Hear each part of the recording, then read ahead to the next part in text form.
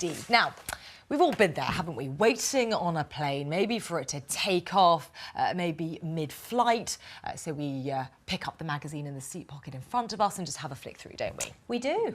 Chances are it was published by a company called Ink. It's the leader in travel media, creating 27 in-flight magazines in 10 different languages. Yes, now you'll find its publications on the globe's biggest international airlines, including the likes of American Airlines, EasyJet, Etihad, to name but a few.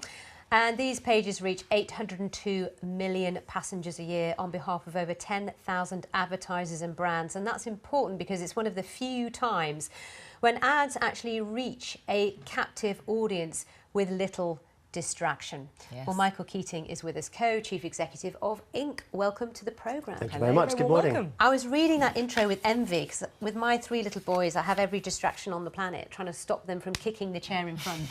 That's the usual job I have on my hands. I never get to read the magazine, I have to say. When you get them settled and entertained, you can then enjoy the magazine in front of you. I wish. So just tell us a bit about yourself, because you started in the television industry, very much what we've been doing this morning on the BBC, and somehow you morphed into this successful world of in-flight magazines and more. Well, I was working for the news programme London Tonight and was doing what we call in the industry an "and finally" story.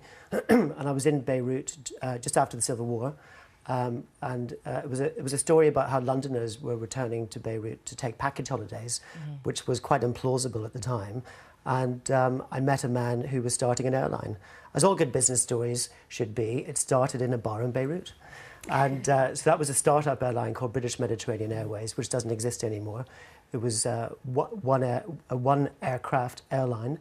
The success story, of course, is that 24 years later, we are publishing for the largest airlines in the world, including American, as you mentioned, who carry about 220 million passengers a year. Which is an extraordinary growth story. But when we talk about in-flight publishing, you are much more than just the magazines in front of us. Correct.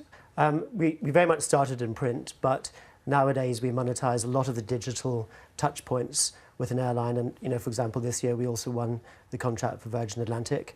We'll be doing on-board opportunities, monetizing the lounges. For example, it could be that we have a deal with Diageo in the lounge, selling the in-flight entertainment offering. We're producing video. We have an ad-serving platform where we produce the media on the printed home boarding passes, for example.